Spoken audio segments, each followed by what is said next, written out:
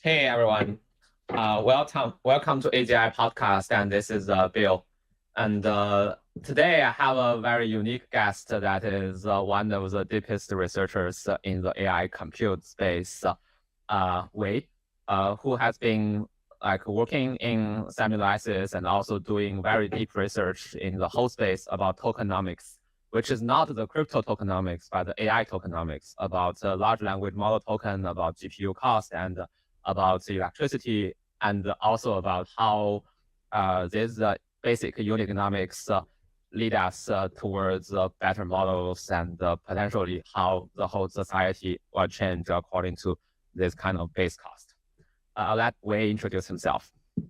Oh, you shouldn't let me. I mean, where do we start? Maybe your No. Let's. I don't want this to be about me. Like it should be about you, Bill. Come on, let's do side by side. All right, Bill, where were you born?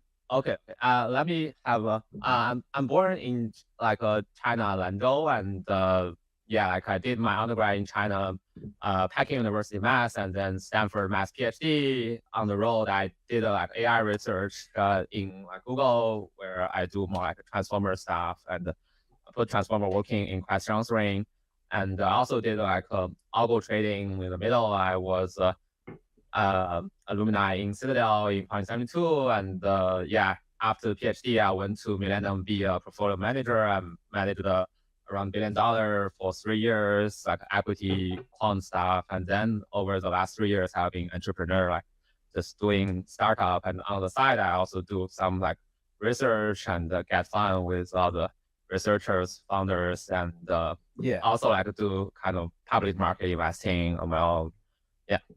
Yeah, Bill, come on, don't be too stiff. All right, this is chill. So I was promised that this would be an unhinged podcast, and now Bill is going all vanilla milk toast on me. So I feel like I was missold. So first things first, I would like everyone to see what I pulled from my Miniso blind box, which is this is Shin Chan. For those of you who don't know, is a pretty famous Japanese anime. I don't know, it's super cute. And just like in the AI world where everyone sees one company succeed, everyone hops on the trend. Miniso has hopped on the trend of Labubus and have started making. Now this is extremely. I would argue this is probably cuter than most of the Labubus. I grew up watching this thing. Right? Oh yeah, He's mostly So unfortunately, because this is like a commercial product, he doesn't have a dick that he can swing around. He has this thing here, literally says Miniso on it. Miniso, feel free to reach out to Bill if you want to pay him. Miniso, ticker MNSO for those people that want to YOLO gamble on this thing. I'm kidding. There's no investment advice here. Well, so the reason why I want to Bill to give his background is actually we have pretty similar backgrounds. Yeah. I grew up. Well, I was born in China, not in Lanzhou Lamian land, but in the land of the AI, aka Zhejiang. And I mean, is that true? Okay, yeah, I disagree, but really, okay. where are the most cracked researchers in China? I don't know this, but I think it's pretty concentrated in place like Beijing area. This is a PKU grad, guys. So a PKU grad would tell you this. But everyone knows that it's actually Hangzhou and because that's in the DeepSeek office. Yeah, DeepSeek, Alibaba, come on, everyone PKU ends up wanting to go to one of these because the North, it's very politically oriented. In the South, it's more free. People are more chill, right? Just think about Shenzhen. Shenzhen developed because it was as fucking far away from Beijing as possible, right? Almost before entering Cambodia. So I don't know. You really don't. I think Zhejiang is the home of Chinese AI. Okay, yeah, I can buy that for the next maybe half year. I actually think it's just the proportional to talent density and capital density. So really, I think it's gonna be 3 center pretty much for the next 5 years. What's the 3 centers? So Hangzhou, Hangzhou plus Shanghai. Okay. Shenzhen plus Hong Kong, and the third is Beijing and the circle Beijing. That's because of the talent. That makes sense. That's kind of where the main companies are too, right? Shenzhen, Hong Kong is Tencent. Hangzhou, Shanghai is Is ByteDance mostly Beijing or Beijing and Singapore. Singapore, right? Yeah. I wonder what they're doing in Singapore, Bill. Do you have any idea? No, it's like lose contact for a long time. Okay. All right. Yeah. So we both grew up in China. I moved here when I was 5. How old were you when we moved here? 2012 when I was like 20. Wow. Here during undergrad. Wait, so you're like my age? Yeah. Ish. Okay. Okay. Yeah, I moved here when I was 5, so 1995. Then I grew up in Ohio. Went to school in Dartmouth because I couldn't get into Stanford. Oh. Sorry for my loss. No, it's cool. It's a school. And then like you, I fell to the siren of money. So I'm curious, Bill, like, for someone that gets a PhD, what were the choices back when you got your PhD? Like, was it literally like money or GDM, or like, what was it like? Yeah. Like, how do you make that decision, and why did you choose money?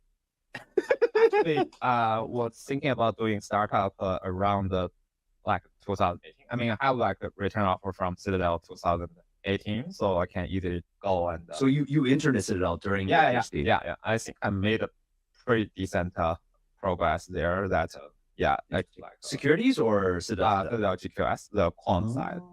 And from there, I was just thinking, okay, I actually want to launch a startup, and to launch a startup, it might be beneficial to be a professor, which is like totally convoluted way of thinking, but I'm too young to realize that. I thought most professors suck at startups. Like, I mean, I'm not going to name names. I mean, my professors are too successful to set role model that make me think, oh, as professor, you have higher level. I mean, if you look at Stanford, a lot of the professors are so successful at startup, right? If you look at Chris Reed.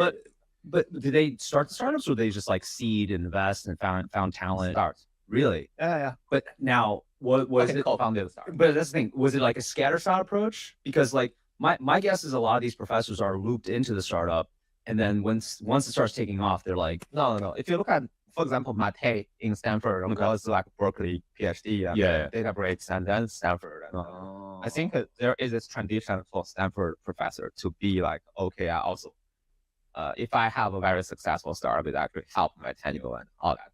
Oh, really? But that's actually not true in most of the other schools, and I didn't know that until I got a bunch of offers. And Bill, you promised me this would be based and unhinged. So, what's your based and unhinged take on Andrew Ng and Fei Li?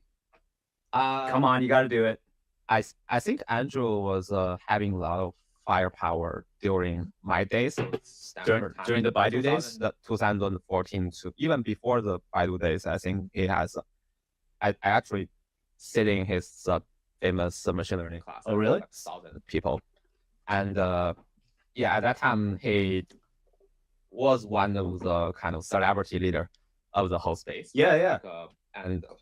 I think Baidu at that time made also pretty significant innovation. I remember I was observing some of the early scaling law behavior, measuring how the different layers behave as a function of data size. Mm-hmm. And I saw this paper from Baidu Lab that is basically a pretty clear straight line plot of like how the log data size. Wait, so was that before like GDM / Yeah. I think Baidu is the first one to observe. That is based of like a scaling law. Baidu, the most hated Chinese internet company by most investors, was the originator of the scaling law. I fucking love this. He observed this very early. And also, I think that's before Andrew was there. Oh no, that's around the time. I think either on or after Andrew's time there. And then Andrew do this landing AI, right? Yeah, after landing, I don't know what Andrew was doing. So what about Fei Fei? Fei Fei is really a visionary leader, and I think his taste is something I don't understand and appreciate that much during Stanford time, but now I really appreciate like making like a concentrated bet on data is better more. Let's just do this crazy shit like that graduate students being like a data labelers. Yeah. It was like a boring job, but create a huge data. I think that's something of like a new paradigm that very few researchers are willing to left their like mathematical proofs and actually just create data sets. I think that's like very visionary people. Interesting. Yeah, now there's huge businesses built on just creating data sets. Yeah. A lot of data sets being created by China. Yeah. I think the deep dark secret of all these AI labs is they use all this verified data from China to make their models better. Okay, cool. What were we doing? Backgrounds. Oh yes, and then finance. Why did you choose money over contributing to society? Like, what's the? I think during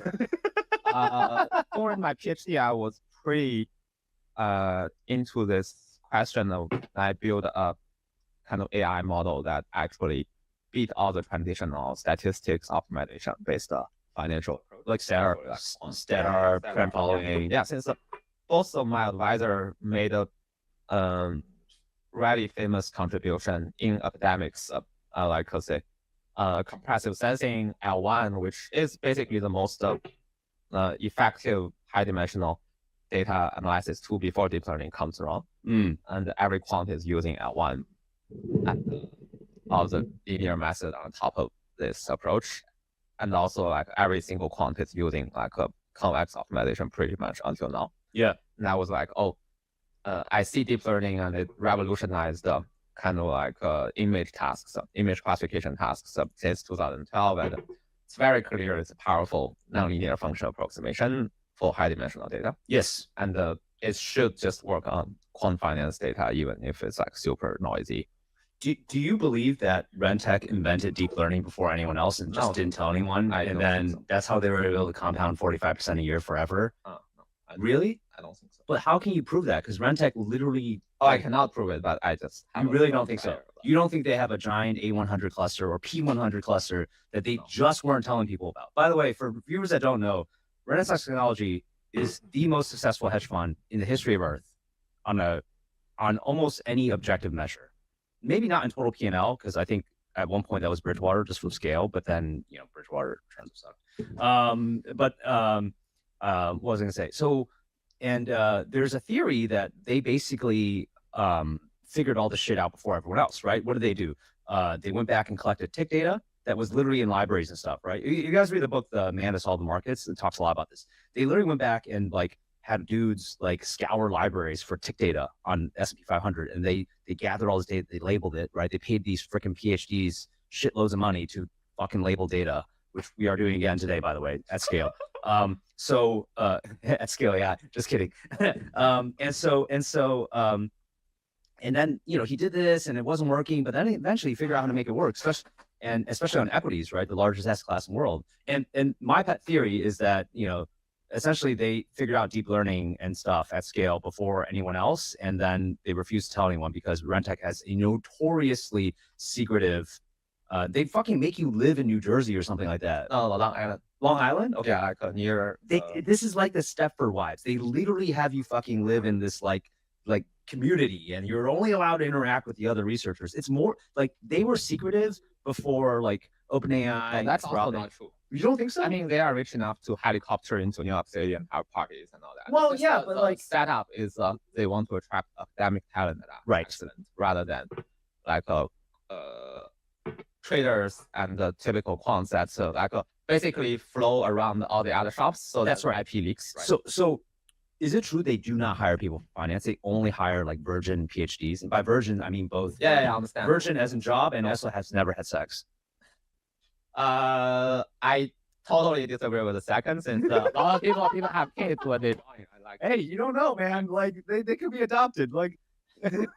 And for the first one, I think they are really into hire people with academic success, even if it's completely irrelevant, right? Like you are just really good at number theory or algebraic geometry, which I believe is not nothing to do very with useful. Yeah. But they just want people that prove their research capability and are fresh white papers that they can basically teach them how to think about the market. I think that's kind of their philosophy, partially to just create a different set of talent pool. Second, also to protect the IP. And I think the way they protect IP is some non-compete plus allow your money to roll in this fund. Yeah. No, they have a really, really if I remember correctly, they have a really clever way of doing it. So like, I'm sure the viewers don't know, but like, you were at Quant Fund. I used to work at discretionary hedge funds. And right, which one?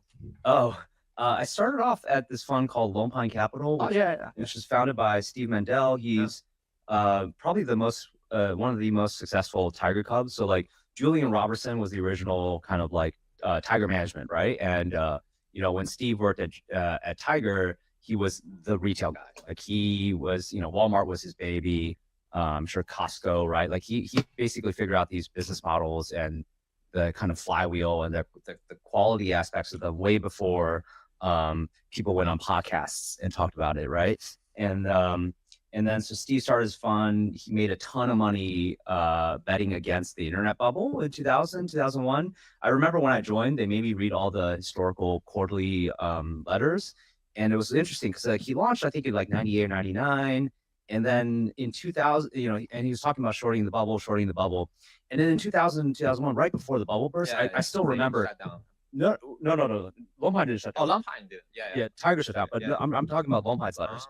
So Steve literally wrote, like, yes, so it's interesting. We've been shorting these internet companies, but we recently just lost like, a third of our analysts who decided to join internet startups. And that was the same thing as Jeff Bezos, right? Yeah, I did research on this investment. And I decided, okay, let me do one. Exactly, but Bezos did it before the bubble blew up. Yeah, Steve's analysts left at the peak of the bubble, or like a quarter or two before. So like in retrospect, I'm thinking about this. I'm like, so if you're a fund and all your like really highly paid analysts start leaving to join this like new thing, it's probably the peak, right? Because like financial, no, it's probably also means there is a Gardner curve that after its crash, it's gonna pick up again. It's like when talent density reach something because crazy amount of capital goes in, it's either completely empty and like crash or like going up. And the sign of like all these smart people after digging and do deep research decide to join even with hype and everything. It means that there is gonna be another Gardner curve but that's only after, right? But these people joined at the peak. We're talking like literally like a few quarters. No, but typically people have like this career transaction cost. When they join a field, they will spend a few years, and if there is really real things to do, that's fair. They might stay and then keep pushing the field. So I did Lone Pine. That was my first job out of college. Actually, the funny thing is the first company they ever had me research was Tesla. Oh wow! Yeah, I got to drive stuff, go all in. Bro. Like back then, like I'm just a kid, right? I have no idea. But I remember we investors were invited to visit the Fremont facility. So they just bought the facility from NUMI, which was a JV between Toyota and GM, failed JV. And I remember when they bought that facility, people were like, dude, this thing's like not even worth nothing. It's worth the environmental liabilities. Apparently there's like a huge environmental liability if they shut it down. People were like insanely skeptical of Elon. I remember we toured the facility. They showed us this giant fucking press that they bought used from some German conglomerate or some German company. I forget what it was. But anyways, they bought this used press. And Elon's like, yeah, guys, we're gonna print cards. And like literally I can just see like the jaws drop on all the investors on there. Like, and these are people that like invested in Ford and like Toyota. And they're like, you can't print cars. And he's like, no, we're gonna print cars. But no, it was great. It was a great lesson for me to like realize like, most investors even if they are first principles thinkers, it's hard to see the future. So I did that for 4 years. I did Chinese internet. That's how I know a lot about Chinese companies. I did where? Also Lone Pine. Yeah, Lone Pine. Yeah. So like, Tencent, this is even before Alibaba IPO'd. Tencent, Baidu, all these gaming companies like NetEase, Shonda, Perfect World, Giant. These companies no one knows anymore, right? Shonda actually became a hedge fund, FY. They're a huge investor in CYH, a community health systems, this like nearly bankrupt hospital system. Anyways, long story short, 4 years there. Then I worked for George Soros for 3 years. Oh wow! Yeah, them all in his family. No, so his family office. So what happened was, this is kind of fun. All right, guys, you guys know our Treasury Secretary Scott Bessent. So George started off. He basically invented macro trading, right? Like before Bretton Woods, it was like gold. Like you didn't really like freaking trade currencies and stuff. And he was the one that realized like, oh my God, now that we have Bretton Woods and like, whatever, nothing is pegged to gold anymore, like currencies should move. So, his early partner was Jim Rogers, who was, notorious China bull, not notorious, but like famed China bull. And I think like that's what helped George a lot initially. And then obviously came Stan Druckenmiller. And Stan is, truly one of the greatest discretionary investors ever, ever. And, Stan obviously helped George break the Bank of England, break the pound. He helped him with the Thai trade as well, Thai bot trade. But unbeknownst to everyone, and this is kind of interesting, Scott Bessent is actually like a direct descendant of Stan. So Scott worked really closely with Stan. So like think of this as like George, Jim Rogers, and then under George, the Stan era was great. And then Scott studied under Stan. And then Scott, I think he kind of went off to do his own thing in 2008. But then I think after 2008, George basically returned all the money external in Soros. I think it was called Quantum back then, right? And so Quantum gave away, like it was $30 billion, shrunk to 15 in 2010, 2011. And then Scott, who became CIO, literally grew it back to 30. Like so by the time I joined in 16, it was already $30 billion again. It was like crazy. He did like crazy run. And so Scott was like, okay, this is great. I'm leaving. And so George had to like hire a bunch of people. I was one of the teams that was hired. And Scott went off to start Key Squared, right? And so, ironically, our Treasury Secretary, who's like considered like based and conservative, whatever, has probably done more to contribute to liberal democracy than anyone else in the world. Like Open Society Foundation has given out like $23.4 billion today or some crazy amount of money supporting like liberal democracy causes around the world. And like, literally Scott like funded a good chunk of this.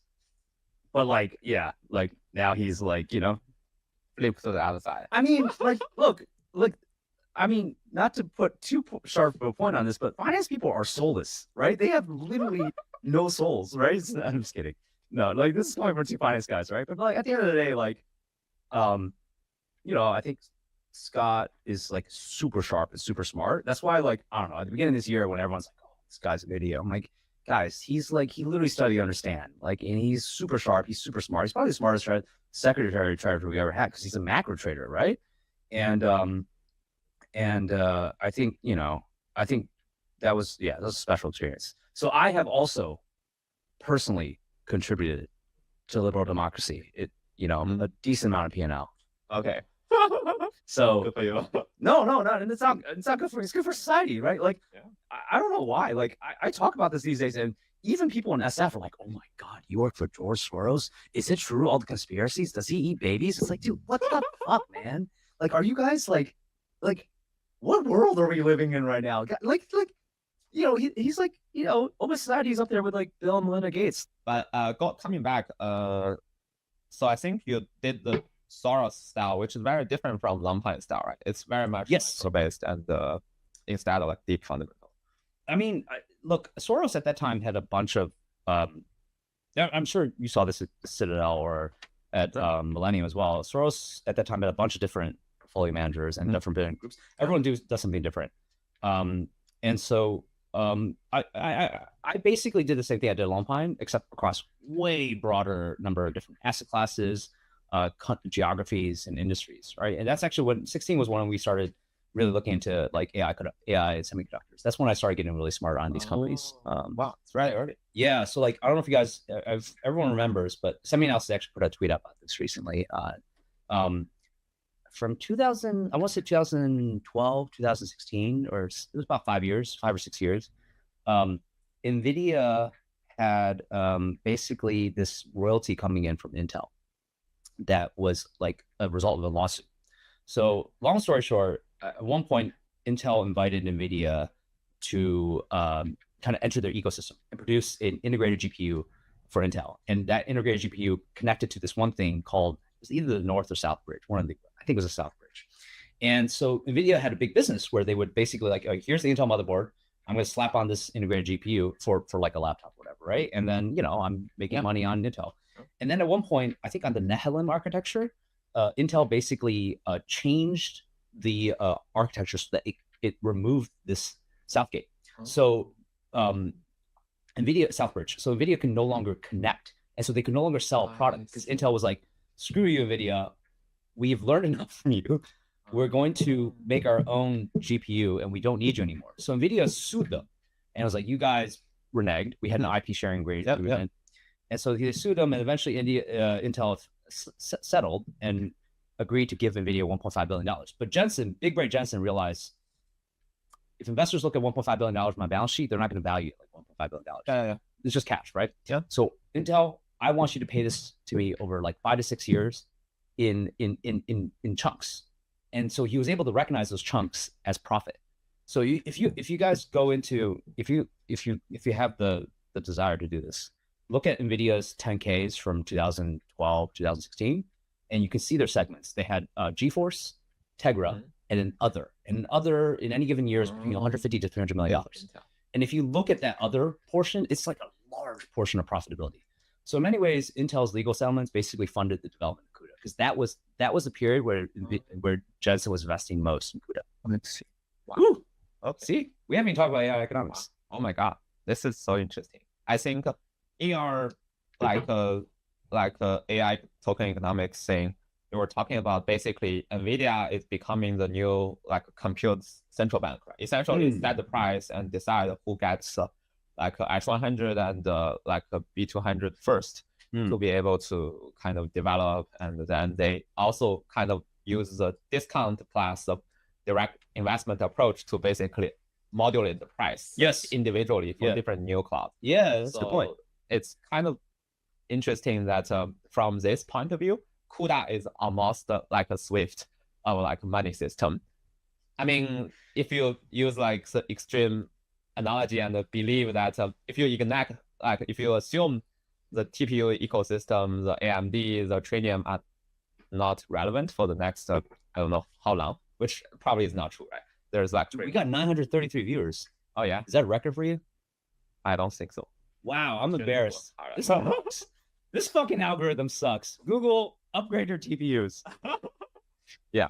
So what's the question? So the question is, how do you see CUDA from the early days where it's like becoming this bet of Jensen to, at some point last year, people believe this is very large kind of moat, to the point now that I personally don't believe CUDA is moat anymore. People just use like a PyTorch plus JAX and you can pretty much like strap away. I would say this. SemiAnalysis at SemiAnalysis.com, also on Substack. Please follow our Twitter and engage with our LinkedIn posts. And you guys should pay me for the advertisement. No, SemiAnalysis wrote some pretty good articles recently. Yeah. You know, to be honest, our firm is pretty interesting because one, it's never really existed like this before. There's never been a blog and a research shop that's like molded into one.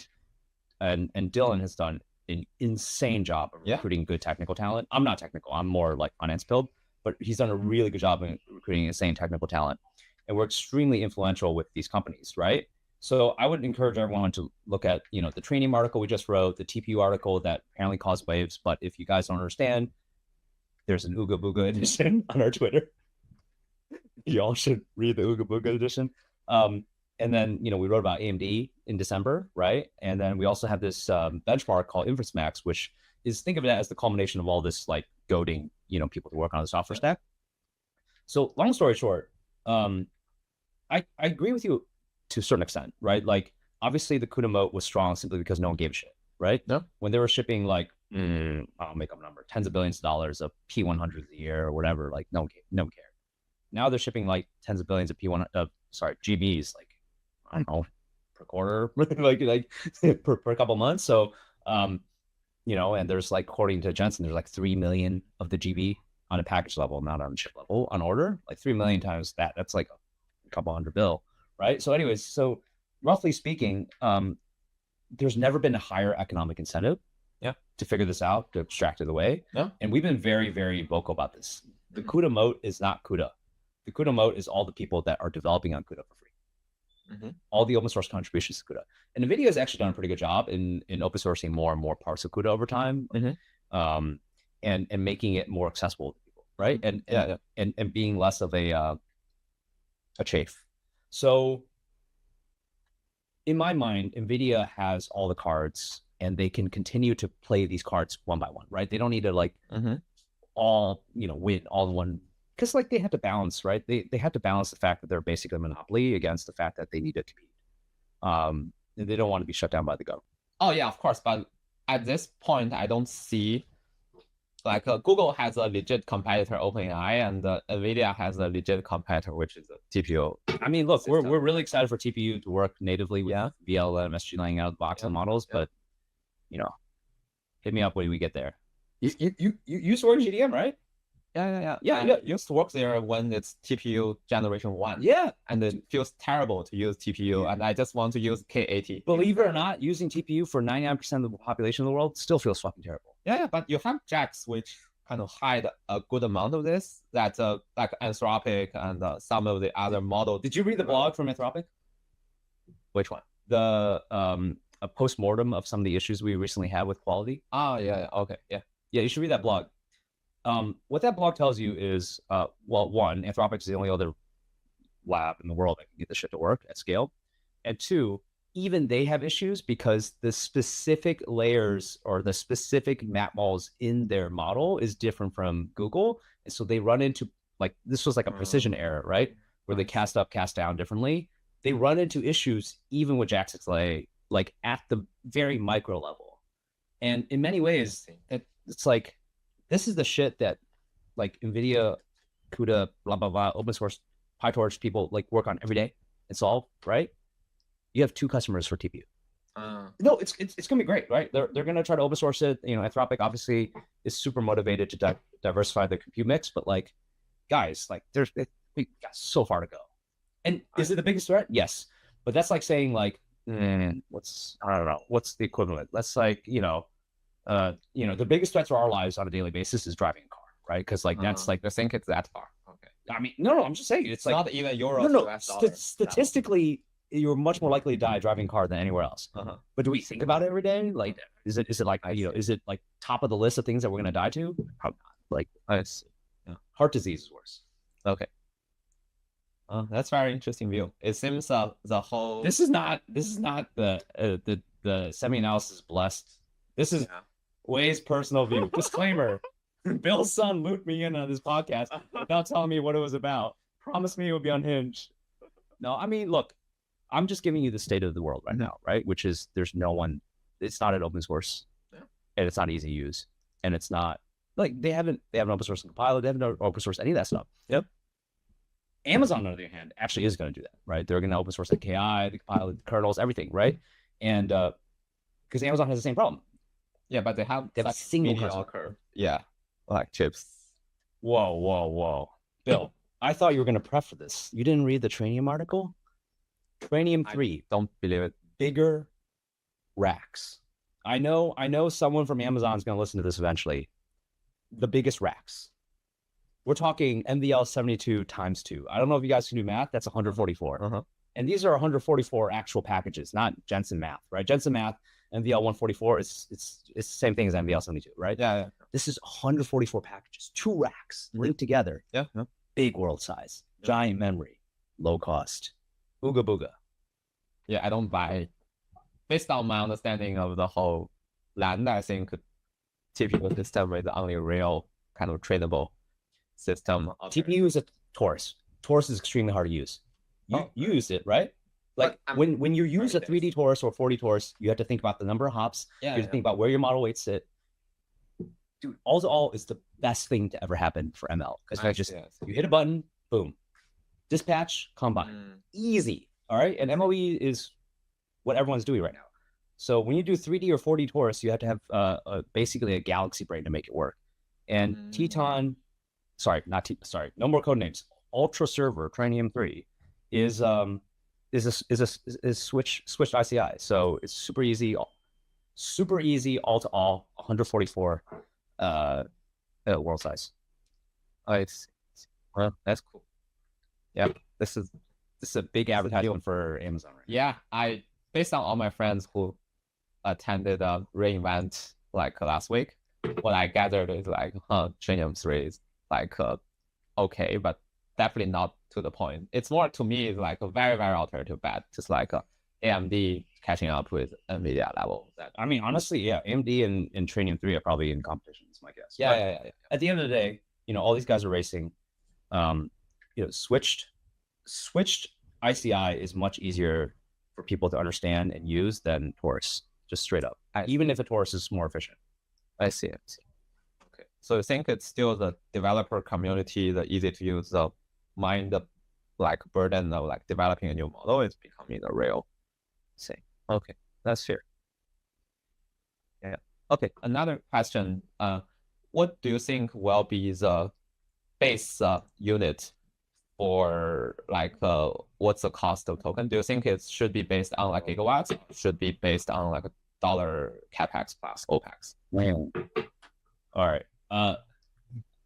Let's level set our tokenomics. So token prices from an API perspective were clearly just totally made up. Yeah, of course. But by someone very smart, right? Yeah. Because you notice the input tokens are way cheaper than the output tokens. And then since the end of last year, people are like, by the way, if you have a prefix hit, free effectively, like 90% discount on the input, right? So token prices are basically reflective of how long a GPU spends to process a token, right? And it's much cheaper and easier to process a prefill token because you're just doing, map models on long sequence length, right? Easy to batch. You're maximizing flops versus decode, right? Which is, again, your memory bandwidth bound because you got to load KB for every single query, and then you can only fit so many KB in each chip or system of chips to produce the next token before you had to load the next KB. So token prices and costs are purely a function of model architecture and system architecture. System architecture being far more important, in my opinion, than individual chip architecture. So I think that the basic first things first, tokens are a vanity metric because not all tokens are created equal, right? If you go on inferencemax.ai, by the way, rebranding pending because we're getting sued. If you go to inferencemax.ai or just inferencemax, I don't know, you'll find it. SemiAnalysis inferencemax. You can toggle around the different models, and you'll see GPT OSS and DeepSeek and Llama 70B, right? And when you toggle around those different models and you pick the same workload, let's say 8,000 tokens in, 1,000 out, and use the same quantization, FP4 or FP8, I think FP4 is on all of the tests. And then you toggle cost per million tokens, because that's usually how we measure token costs. You'll see that each one has a different cost, right? And generally, the larger the model and the higher the active parameters, the more expensive the token. And so, active parameters matters. Why? Because, for a dense model, all the parameters are active. Like Llama 70B, all the parameters are active. So every 4 pass, you have to activate 70 billion parameters. Think of that as a proxy for compute intensity and time spent on GPU, right? For DeepSeek, right, only 37 billion parameters are active, even though the whole model is 1685 B big. And for GPT OSS, this is an even better example, right? It's 120 billion parameters, but I think 5 are active. So OSS tokens are actually cheaper than Llama tokens. So when you think about token prices and costs, there's basically 2 dimensions of it. One dimension is just literally how much time does it spend in the GPU, because GPU depreciation plus electricity is literally all that goes into the token cost, right? The other thing you should think about is well, okay, that's the cost, but what's the value of it? I would argue a 70B dense active parameter model, right? Like Llama 70B, that each individual token, even though it costs more than a GPT OSS 120B token, because, it's more active parameters, it's not worth more, right? I don't see that many people using it compared to OSS, So cost is different from price, right? Yep. Cost is what, how much time it spends on GPU. Price and value is how much people are willing to pay for the output. Yep. My question is, today, of course, there is some monopoly power and there is a bunch of different things, but on the long run, one thesis is you should price everything as a unit of electricity, which is the fundamental limiting factor. Another is okay, GPU depreciation should be bigger chunks, fiber. I'm not actually Mustafa said this in a interview recently, the head of MAI. Power is it's a constraint but we're not like we're limited by power, we're not constrained by power, which is kind of a nuance, right? So what does limited but not constrained mean? I'm a big believer in capitalism. And when all these power companies and these turbines and these, battery companies and these fuel cell companies, when their stocks go ballistic, my God, they can invest, right? These people are not like super like, studying the capital cycle, right? They're not Stan Druckenmiller and they can predict the future. They're just like, okay, my stock price goes up, I get rewarded for doing this, I'll do more of it. Yeah, you saw this with neoclouds, right? Some of them were like, oh shit, the more GPUs I install in my piece of shit data center, the more my stock price goes up. The more I announce, the more I go up. The more I buy, the more I earn, right? The more I earn. And they're like, holy shit. And then they'll just like go out there, they'll sign whatever fucking contracts they want to sign. Because it's like, dude, like the stock price goes up, right? And so, at the end of the day, like people take these short-term signals as like an indicator of what they're doing is right or wrong. So I firmly believe we're power limited, not power constrained, because my God, guys, like don't underestimate human capitalism, right? Like it's fucking amazing. Dude, this company, Boom Supersonic, okay, they were gonna build the next Concorde. I shit you not. They wanted to make flying supersonic again, which is amazing, right? Like what a pitch. And turns out no one fucking wants to pay that much for a flight. But jet engines are not so different from on-site gas generators. And so they've repurposed their fucking jet engine to do a DC on-site gas jet, because behind the meter power, which is, basically it's like power that, doesn't, hit the utility bill or utilize the infrastructure of the electricity grid, way fewer regulations, right? Way easier to get up. Like, think of it as having your own country, your own currency, your own country. It's like having a reservation in America, right? And so you got to deal with the power company, don't deal with ERCOT, deal with APJM, don't have to get approval for grid stuff, right? Because these guys do whatever they want. So we're not power constrained, we're power limited. And just like AI, we're not like, I don't think we're actually constrained by the technology, or constrained by our imagination. Then that's interesting. So following up on the energy point, do you think the whole market investing into a small nuclear fusion thing? Oh, I have no opinion on this stuff. Like, we're not going to make this about stocks, my friend. Unfortunately, stocks are dangerous because, you say a stock name, people buy it, they lose money, and then they put a hit out for my head, and I'm like, dude, I don't want to die. Yeah.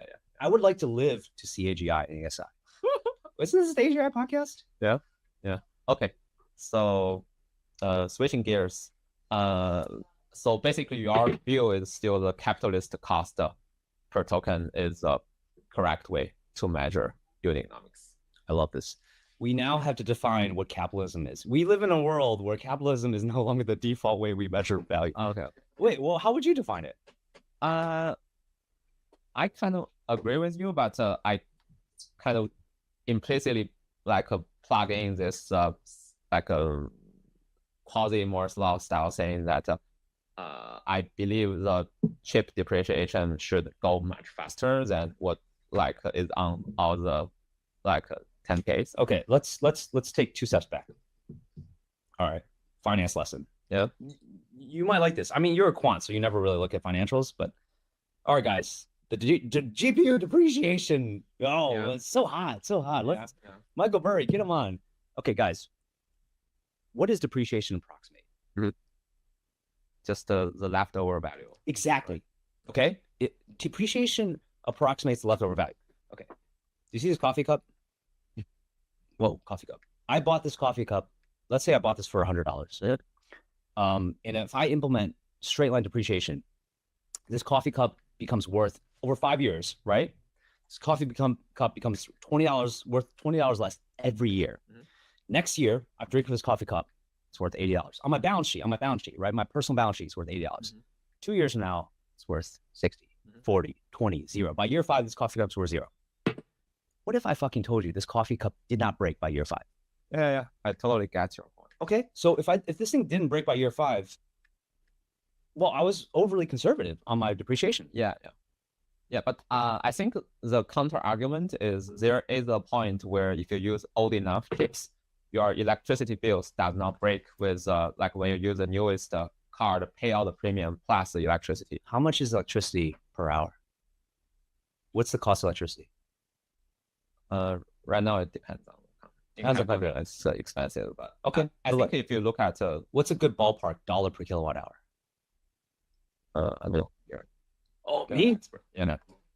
It's like 8 cents per kilowatt hour, something like that. Like at the end of the day, I think if you take a GPU that's at 1,000 watts and you do the calculation, my guess is the run rate cost electricity is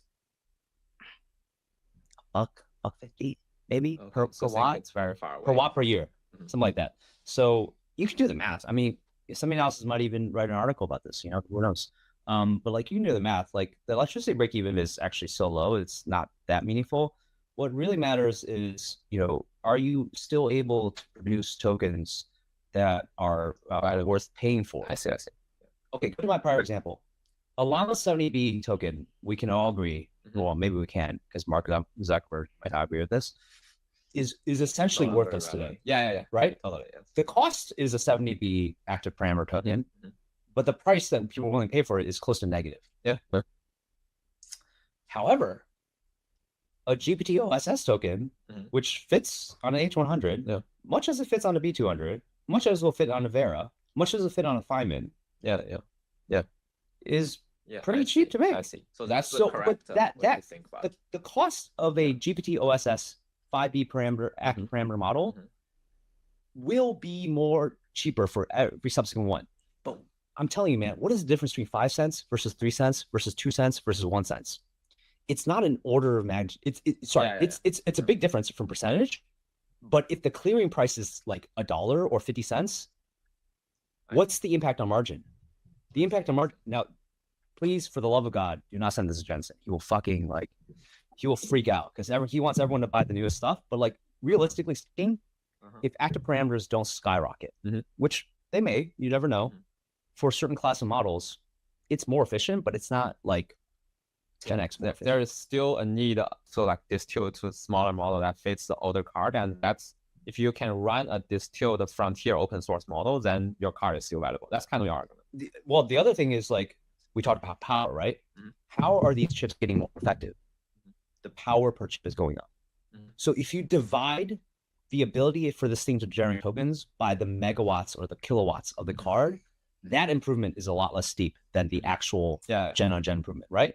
And again, if we're power limited, not power constrained, but power limited, your token factory is a function of how much power you have times the equipment you have. And if we get to a point where we have a lot more power than we are, and we no longer need to have the most leading edge chips in every single data center, then you basically have like, I made this joke earlier this year, like it could be the case that we have a bunch of like Ghibli factories, right? Like these data centers that are literally just like producing like Studio Ghibli, because that image gen model at a certain point, it's hard to tell the difference between really good image. And so that model development may freeze. In fact, it might get more and more efficient, right? They might get better and better. Like part of the reason run on your phone at some point. Exactly. Part of the reason why Nano Banana is taking off so much is not because it's that good. It's because it's good for its size. I couldn't even imagine a year ago as good of a model as Nano Banana for image gen at that size. That's true. So guys, depreciation this, depreciation that. Good point. So you're saying basically electricity is not the right way to see this constraint. How about like what do you see as the other? There's clear opportunity cost is the biggest constraint. Okay. So I have this data center racks, and I need to run the business. Yes. And I should kind of replace my old cars too. Exactly. So like, okay, ramping power is expensive. You have to find these like, spivvy power providers. I won't name them. You have to like get permitting. You have to get all this stuff. Ramping power is difficult. So at some point you're looking at this thing and you're like, okay, I have like a year or two left of the depreciation. These cars work great. Maybe some portion of it died, right? Because that will always happen. These cars work great, but like I can get like 40 to make up a number, like 2 to 3x more output with the newest generation cards, right? Versus these 3 to 4 year old generation cards. My total profit might go up by exactly. upgrade. But total profit is relative to what? It's relative to how much you invested, right? These cards are like super depreciated. And so your ROI is probably really high because the carrying value of the asset is low, but the profitability is like not bad, right?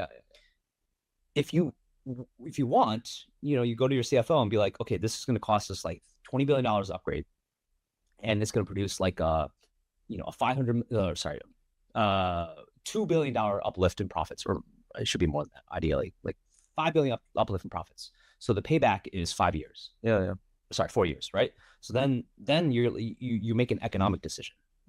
I see.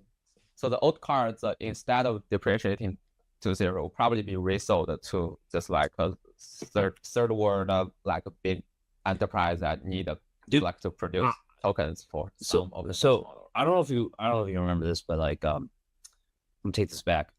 In the early days of iPhone, there's a huge business that came up. In fact, one of the guys that is super influential at SoftBank, he basically sold his business to Masa, and all they did was this shit, which is they took phones that people traded in the first world, and they refurbished it and sold it in like India and China. And like there's a humongous secondhand market for phones, just like there's a humongous secondhand market for cars. I see. And a GPU is basically more expensive than most cars these days.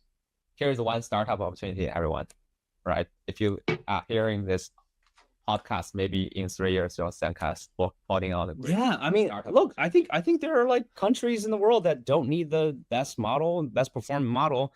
And there's probably a lot of local demand for small models. And like, look, at the end of the day, these models are getting so smart that they're already eclipsing. Tell the difference. Yeah, and they're eclipsing a large portion of the world's population. And don't forget, not everyone in the world has like world-class education. Right? Like Singapore. I'm not going to say United States. And so, at the end of the day, like, just think of this as like replacing human intelligence, and there's a curve for that, and different cars may be like economically viable across the intelligence curve. Okay. Now switching gears, how about other constraints like memory / kind of storage, like the HBM, the SSD, you guys recently posted something. Shouldn't you disclose how much memory stocks you own? Like, isn't this like part of the financial disclosure? Financial disclosure. I own a bunch of positions on like storage, HBM, stock loadings, and I kind of believe in the memory shortage story, but I don't know whether the whole market believes in it. There is a period the whole market believes in it, it's pumping, but recently it's like shaking, right? Financial disclosure, I've only owned Formula One event contracts over the last 6 months, and I have nothing but essentially bonds in my portfolio. I have a stake in my old hedge fund, that's just like an LP investment, but I don't control that. So financial disclosure. So go back to like the storage question. I actually was pretty curious of how people think about it, because look, at the end of the day, storage is a cycle. I encourage everyone to pull up this. There's a company called Lam Research. There's another company called Kokusai Electric. Those companies are the most levered to NAND and DRAM. So NAND we call NAND, and then DRAM we call memory. But anyways, they're most levered to NAND and DRAM capex. And you can kind of look at their historical financials to see where we are in terms of the amount of money they're making selling equipment to make this stuff relative to historical. And at one point it was looking very grim because, AI was kind of sucking all the wind out of the market. Everyone had to reallocate resources to buy like, GPUs rather than storage and stuff. And now that's kind of flipping back. So you can kind of look at that as an objective measure of how underinvested we are. It's a good question, but like, honestly, in my, limited experience investing, these things always resolve themselves because I believe in capitalism. Yeah, but it takes time, right? There is a short-term shortage, so. Correct. I was looking up how to upgrade my laptop memory, and turns out 64 gigabytes of laptop SODIMM is going to set me back $500 right now. And if you go on Amazon right now and you look up all these, you want to buy like a consumer SSD or a consumer DRAM, you're going to see all these random companies you never heard of, all these brands you never heard of before, because, man, it is a dicey market for securing memory right now. Now, usually these things end up correcting massively on the other end. So I would just say be very careful. Everyone, there's no investment advice here. I refuse to give investment advice. I've learned long ago not to do that. And so, just be careful.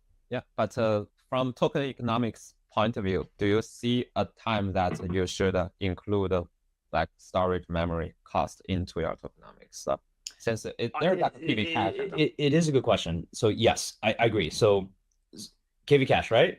No? Yeah. Should we? If Weka is watching this, y'all gonna love this. Weka and Vast, we'll be fair. So that's a really good question. For those that don't know, when you type in stuff to chatbot, right? And we're talking about like inputs and outputs, right? Believe it or not, it's really expensive to keep processing your inputs over and over again.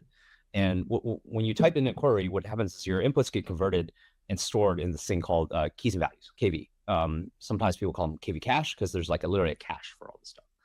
And then that KV cache gets shuttled over to another system node that processes it and to produce decode tokens, which are basically output tokens, right? The one word at a time. As AI workloads move more into like actual like use cases versus training, KV cache becomes a meaningful consumer of dollars, right? Like you can't serve API or ChatGPT or whatever without a large amount of host DRAM and potentially even NVMe SSD to allow for this cache to sit. Now, what's the point of KV cache? The point of KV cache is we never, ever, ever, ever want our GPUs to be essentially KV cache, right? We never want the KVs to sit in the GPUs. GPUs literally, they load the KV, they process it, they process tokens, and they kick it out, kick it out. And this rapid kicking out motion is why memory bandwidth is so important, right? For decode. And so when we kick it out, we got to put it somewhere.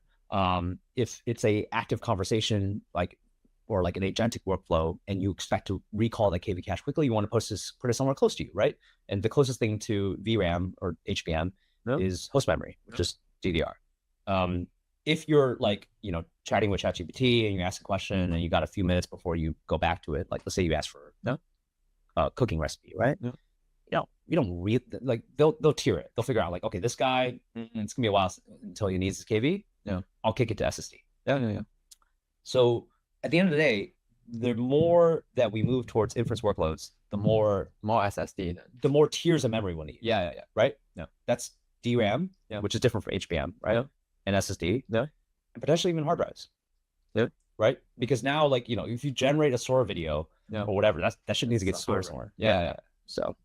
So no, the answer is yes. But again, no investment advice. Okay. So other than I'm just kidding. Okay. Another thing is there's another limiting factor that people believe is why cars have this difference, which is connections, right? What kind of connections? Oh, just say the replacement NVLink, and we talk about the 3D, 4D. Sorry, ICI. So ICI is a term, inter-chip connect. What does I stand for? I don't know. Interconnections? Interchip. Wow. Wow. Now I'm link. No, it's dude. I've been using ICI this whole time. Oh. All right, guys, I'm not a professional. All right, don't take any of this as serious. But it basically refers to the connections between the chips. Yeah. There's a lot of eyes on for example, AMD catch up by putting up something similar to NVL 72, right? It's called the Helios rack. Yeah.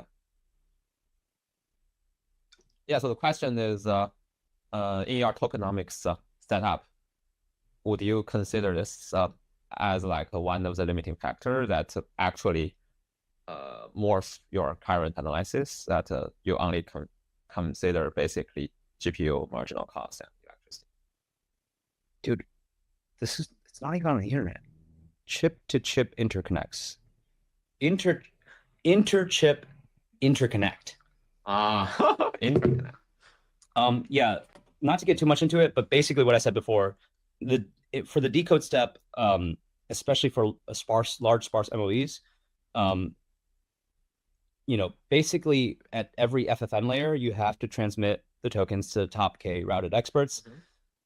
You have to do that in large batch size to be efficient. So you're basically spamming tokens to experts that sit in different GPUs. And the faster your communication bandwidth, the faster you're able to do this. Now, a lot of people might be like, oh, why are we spamming experts to all these chips? Why don't we just keep it on one chip? It's well, believe it or not, like the best way to do all this stuff is to basically have as many chips together in the same kind of world size. Yeah. To be able to spread out the memory and the KB for each user. And essentially the larger the interconnected chip rack, the more efficient your MOE decode is. And these labs, while prefill, aka input tokens, are the vast majority of the tokens, decode is a workload that they care most about. Yeah. Because again, like we talked about earlier, prefill, you can alleviate a lot of that bottleneck with KB caching, right? And prefix matching. Whereas decode, there's really not much ways to alleviate the bottleneck other than having better ICI. So yeah, I mean, we're really as a company, we're really excited for all these different rack scale architectures to appear that can, because right now a lot of the world is operating off 8 GPUs at a time, right? And so you have only 8 GPUs that are connected to very high speed ICI. And these rack scale architectures for like Helios will be 72 GPU world size for MI450. As I said earlier, Amazon with their big racks will be there'll be two flavors. One flavor I think is 36 by 2, which is 72 total, and then the other flavor is 72 by 2, which is 144 total. So one flavor is a single, I think, air cooled rack, 2 air cooled racks, frankly. There are 36 chips in this box, 36 in this box, super connected. And the other flavor is liquid cooled, right? Because it's very high chip density. So it'd be 72 in this rack, 72 in this rack. So Amazon will actually have the largest world size of the fully switched fabrics besides, because like Google is like a very large world size, but it's a torus, right? And again, totally different thing. So Amazon will probably have Trainium will have the largest rack world size until NVIDIA comes out with the Kyber rack. The Kyber rack, which they call the MVL 576, is 144 logical GPU die. And 4 chips per die, and that's going to also be 144. Yeah. But it will be in a single rack, not like these 2 interconnected racks, which Amazon is kind of hacking together. And so, yeah, I mean, as the bigger the rack, the better. I see. So you kind of believe in this approximately fully connected structure that Taurus based on our. No. Hold on. Like, this is. I'm not shitting on Taurus. I'm pretty stupid, right? Like, so I have no idea how shit works. But like, Taurus is just hard. Like, I don't know if you guys read the TB article. Like, most of our clients struggle to understand it. I struggle to understand it. But like in general, a Taurus, if you think about just think about a cube, right? And each point along the cube is a chip. Unlike a fully switched fabric, like a fully switched backplane, like MBL or Helios or Trainium, when you do that part where you send the experts out, like we send the tokens out to each expert to get processed, there's no all-to-all. And no all-to-all means all-to-all means each chip is connected with every other chip, right? So it's like a totally like easy-ish way to think about it, because like when you send out comms, it just sends it out to everyone, it bursts to everyone, right? Because you don't know which tokens from which GPU needs to go to which experts and which GPU. So with all-to-all, you don't need to like think too hard about it. You might get like traffic hotspots and whatever for really popular experts, but like that's something you can solve. For Taurus, you'd be like, okay, I'm sending out this expert now this token now to get processed by experts. I pray to God those experts are roughly within the same distance from that part of the chip as every other expert, right? And you had to figure out how to balance that, because now instead of all to all, you had to do hops. You had to hop. And Google with big brain Google with OCS, optical circuit switch, they're able to do something where you're actually able to wrap around the torus, so you're not bound to just the faces of the cube. You can actually go around and stuff, but it's like apparently super difficult. There's only a few companies that have been able to get it right, Google and Anthropic, and it's just a different switching architecture. It's interesting. My thesis is they will give some kind of like low-level operator that abstracts some of this away, where researchers just write jacks and whatever can be implemented jacks can be efficiently. Your faith in Google is admirable. Okay. Yeah, since I kind of believe in this computer abstraction layer theory, that since I'm a mathematician, I never touched low level. My wife never touched low level, even as like a person working in the giant model industry. Right. I feel like we still get our work. No, look, to be fair, like I just touch Excel, and Oh, seriously, it's like even when we train models, we just stay at PyTorch versus JAX. JAX brings some complexity, but pretty much there are people taking care of. I agree, but it all goes back to who's solving the problems, and is there an opportunity for problems to be solved? Because right now there's like, 2 model architectures in the world that run on TPU. Yeah. Right, and Jensen is absolutely right. Every fucking model runs on his. But that's 2 out of the 3 state-of-the-art model. How much is state of the art models as a percentage of total models? Oh, that's true. In terms of model architectures and in terms of spend, even in spend, it's not that much. Yeah. I mean, I can tell you, but yeah. Oh, it's okay. I think I was kidding. Too valuable. Yeah. Okay. Wait, enough of this nonsense. Let's talk something fun. Come on, we got like 8 minutes left. Okay. Yeah. So, one question, switching gears. Actually, I have this illusional hypothesis. I would say more science fiction that very soon there will be autonomous agent that actually calculate its own. Veto. Not fun.